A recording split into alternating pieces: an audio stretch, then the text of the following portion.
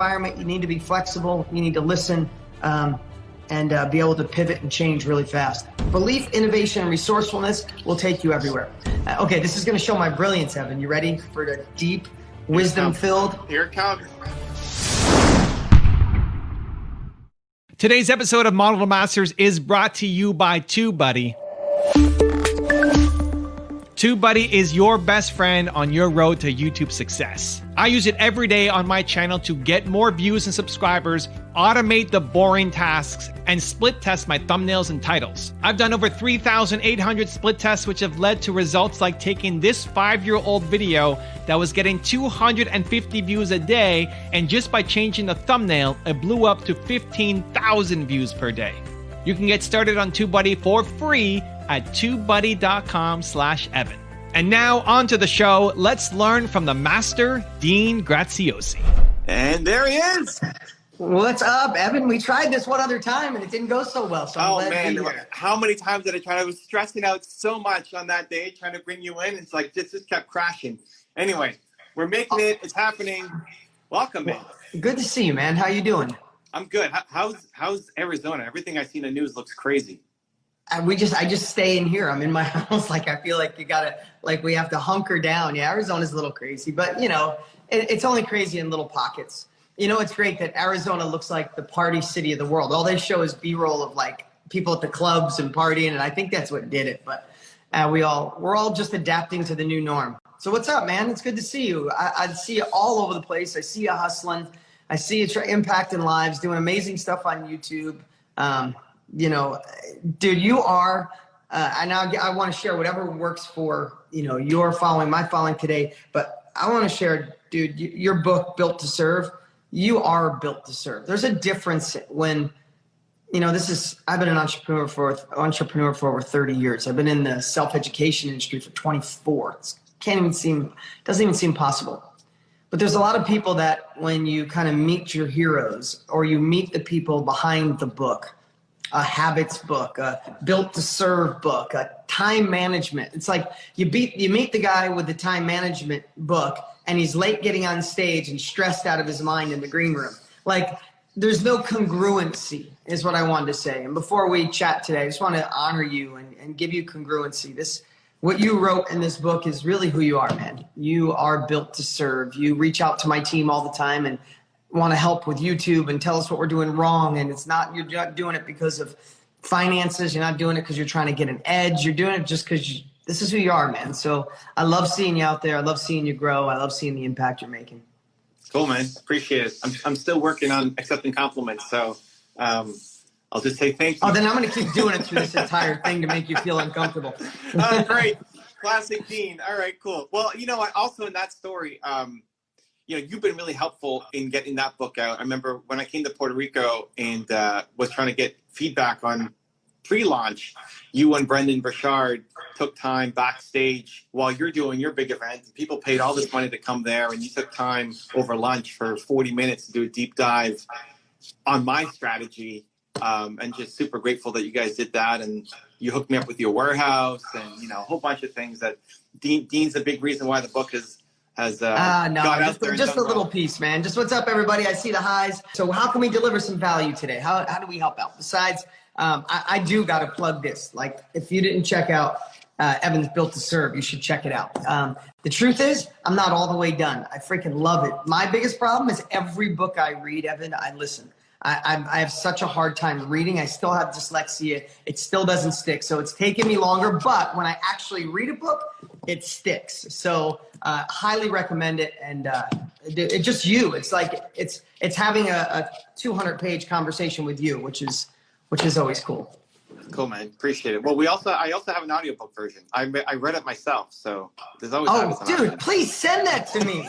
Dude, why are you torturing me with this? I mean, I love the words, but don't torture and make me read. I would have had this baby done weeks ago. So send me that. Okay, we'll get you hooked up. Okay, so I thought it'd be cool. Actually, I just finished reading yours too. I'm a slow reader. Audio's even worse for me. But that's the first book I ever did an audio on in my life. So. Really? Yeah. I just finished it. I love it. There's a lot of stories in here. I mean, I've seen so much of your videos and so much of your content, but there's a lot of stories in here that I didn't know. Like, man, that's some cool stuff. I like it. So Underdog Advantage, guys, go check it out. I thought maybe we'd do some Q&A with the audience too, and let's do it. Get some takes here. So you got a question from your Dean? Pop it in here. What's one positive belief that you have that you believe others do not yet believe? A positive belief. This might seem too generic, but maybe it's because I'm 51, because I've been an entrepreneur since 15. I've never worked for anybody in my entire life. And that's not because I came from money. It's a complete opposite. But in high school, I used to cut firewood. Actually, in 8th grade, I sold bubble gum. 10th and 11th grade, I started a firewood business. I bought an old chainsaw, I chopped trees, deliver cords of wood. Then I started buying wrecked cars. And so I never worked for anybody in my life. So just know that transition. But I've been around long enough to know that one of the greatest things, I'm going to give two answers to that. One is, I promise you, your beliefs. If you're watching me right now, if you say, I want to go to another level, this COVID thing, it's been chaotic, and I recognized I want to shift my life. I don't want to go back to my old me. I don't want to go back to that old job. I don't want to go back to, letting someone else run my life, or whatever it is that you've recognized. Beliefs are the most powerful thing. Like if someone said you could go back and talk to your 17-year-old self, I would teach on beliefs. So whoever posted that, exceed your potential, great question. Because at this phase, if you told me this in my 20s, I'd be like, you've been living in California too long, right? Like it just wouldn't have sunk in that the only thing standing between you and where you want to go is the belief you have on why you can or can't get there. And I know you've heard that a million times. It's like, it's personal development 101, but man, sometimes it doesn't stick to your ribs until you hear it from someone. I'm telling you, the only thing that got me through was my beliefs. And the times I stumbled and stressed and failed, it was my beliefs. It had nothing to do with the government or the president or the economy or the people around me, or if my family supported me or not, or if I had money or not. It had to do with my beliefs and then being innovative and being resourceful. So those three things. Belief, innovation, and resourcefulness will take you everywhere. But the question was, because I didn't even answer it, is what is the one belief you have that you believe others don't have yet? If you haven't been through hell and back and found that your success lives on the other side of your worst fears, your biggest obstacles, the belief is that I truly believe that anything.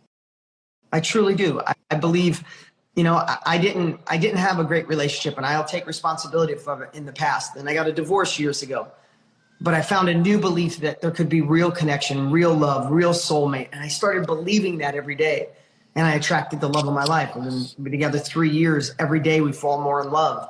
We have a new baby. Like, it's amazing because I shifted my beliefs on that. I believed that someday I'd be partners with Tony Robbins, the guy who inspired me 25 years ago when I bought his course off an infomercial.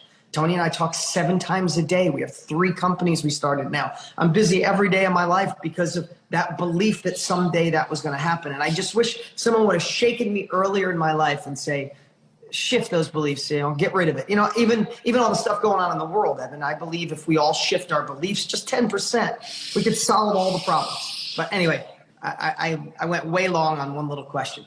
Oh, no, I love it. And for anybody watching, it's easy to see Dean in this environment, and he's so comfortable in front of the camera and making all these videos and ads and everything else. But I got to hang with him kind of behind the scenes and spend days with him and his wife, and he lives it. He lives it, right? Still holding hands, still making time, still maybe not coming out at night with everybody else because he's got to go, chooses to go be, with his wife. And so that's a super huge inspiration. She was like the only one who's backstage. When Dean's on stage, she's backstage. All the other speakers that I see, they're just by themselves, but there's Dean, with his wife, and they're always together. And so it's Dean's living it. From someone who's kind of sitting behind the scenes, he's living it. So to that question, I would just say, I think everybody's got Michael Jordan level talent at something. Like, you're the greatest in the world at something. You just have to believe in that and chase it down. How did you start changing that belief, Dean, for you? Like, that relationships are bad, or that I was going to go get Tony Robbins. Like, a lot of people have these big goals, ambitions for themselves, but then they have this moment of inspiration where they believe it, and then they wake up the next day and they don't believe it anymore. Like, how did you keep that consistent? So I would love to say, there's a lot of answers that came to my head at one time, like obsessing on a compelling future, don't listen to the inner villain, like all those things come to my head at once. Like, I want to spit out. It's like I feel like I want to say 10 things at once. But I would say that one, I play little tricks on myself. Like I definitely hack my own emotions and my own thoughts. If you don't think this is what I do every day of my life. I still feel like an imposter some days. You know, that's the new thing. I have an imposter syndrome.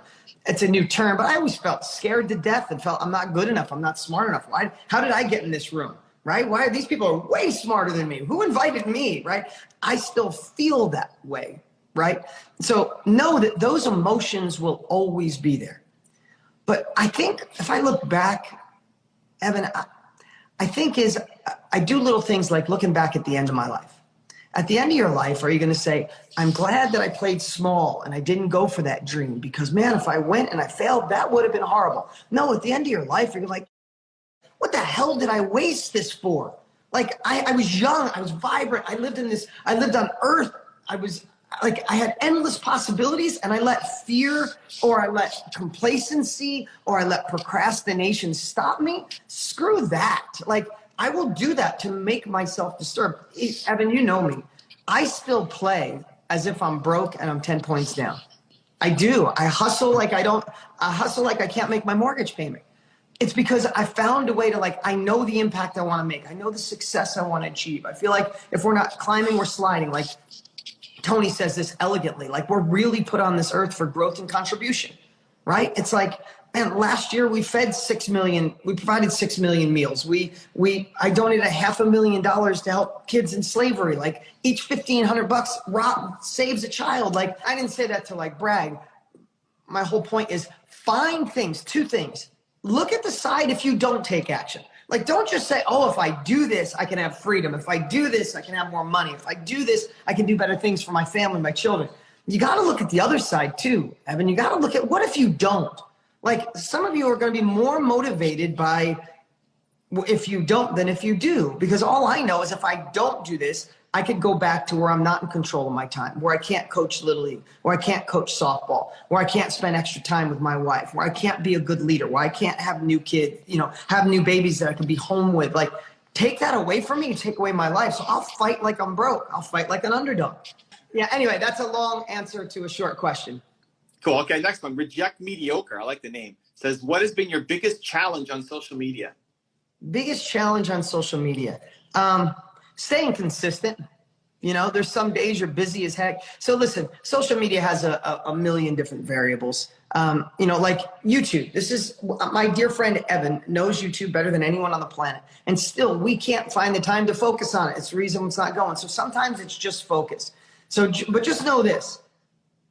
When you focus on something, things that get your attention grow and grow exponentially, right? If you think about it, if you're in good shape, it means you focus on what you eat and you go to the gym. Simple as that. You read books, you hear somebody give you a tip on working out, you do it because you're in the moment, right? If you want to grow your social media, if you want to make more impact, you learn from Evan and people like that. It's all about getting your focus and attention.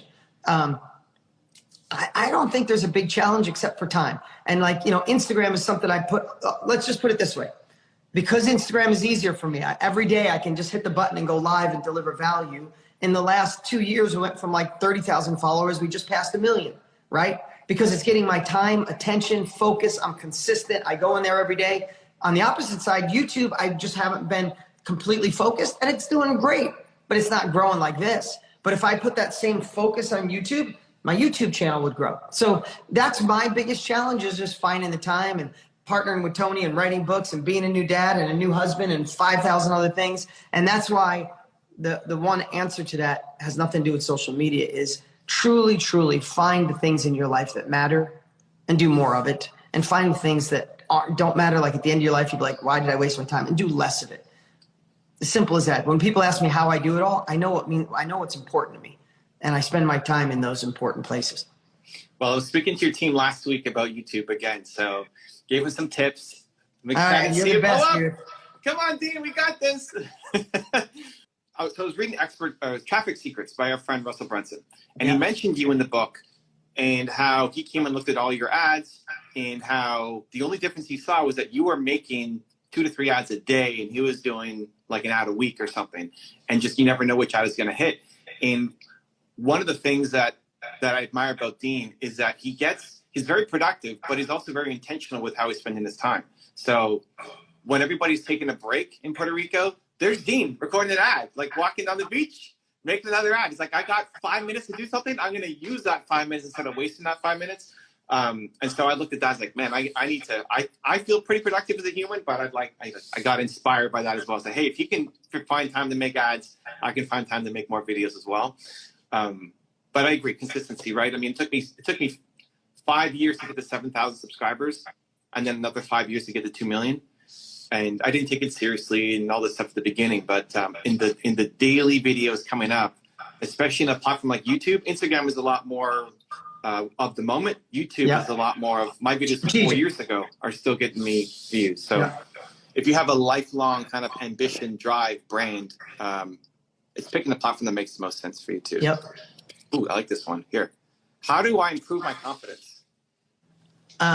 Okay, great question. Confidence is so important. One of the things we have to protect if you want more out of life is our confidence.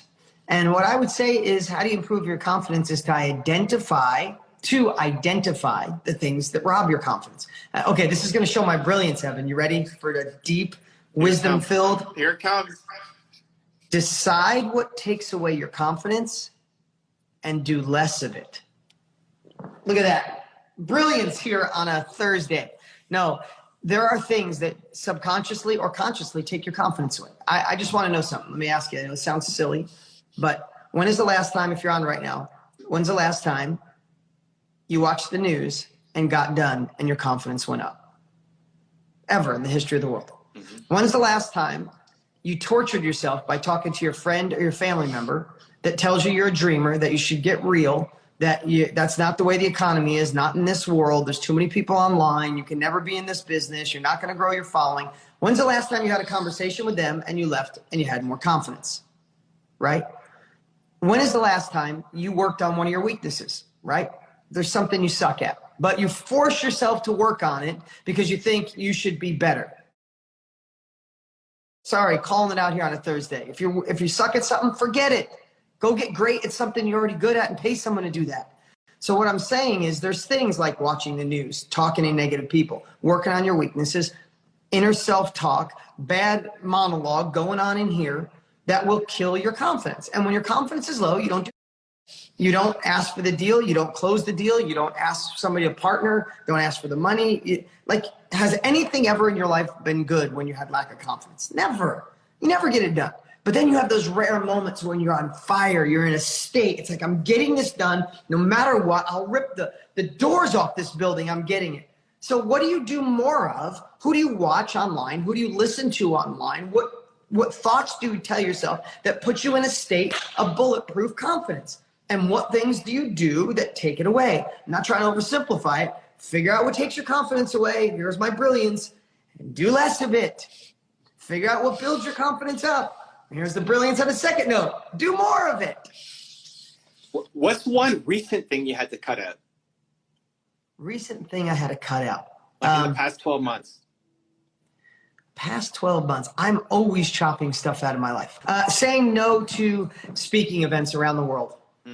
And when I said no, some people were doubling the price. They thought it was a negotiation tactic. Like, oh, you won't come for that? How about we give you this? But, I did just get married. I have a 13-year-old, 11-year-old, and a 3-month-old. So I want to be here for that 3-month-old, but also I want to be here for my 13-year-old. She's 13. She's going to be 14 in a few months. It's like, it's going to go like this, and she's going to be going off to college or doing her own thing. And it's like, it's my firstborn. She's my heart. So I just want to be here more. But also when I'm here more, because what happens, I travel, you know what it's like. You fly to Dubai. It's like, it takes forever to get there. You got to be there for 3 days and you come back. When I come back, I'm overloaded with work. So then I got to hustle for 5 days, 20-hour days to get caught up and manage 13 different businesses. And then I don't get to spend. So it's like the 5 days away and then the 5 days of catch up. So I just said, I'm just nuking that. And what I found is in most cases, when you say no to one thing, even if it's hard, two better things open up. I love it. I think confidence too comes from doing difficult things. Like if scary, difficult, or hard is not an acceptable reason for you not to go. Listen, you know what I think? It's something really, if you didn't hear anything today, hear this. I think most people are waiting for confidence to come to take the actions they need to get the results they want. Mm-hmm. Right?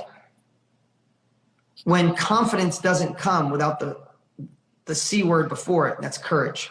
Courage is taking uncomfortable, imperfect action when you're scared to death. Courage has nothing to do with an absence of fear. Courage is the fear is there and you're freaking doing it anyway. So you must be courageous in so many ways if you ever want to find the confidence you want to, to do what you want to do in your life.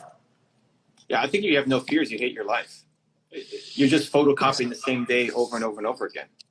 Yeah, Evan, do you know anybody that's a trust fund child that is happy, joyful, and living a perfect life? No. I'm not trying to be rude. If you are, I hope you're one of the good ones. But everyone I meet is all hosed up. They're trying to find purpose in their life. They went through rehab twice. Sounds like I'm being stereotypical, but I've been watching this for 20 years, and I observe it now because I'm a dad.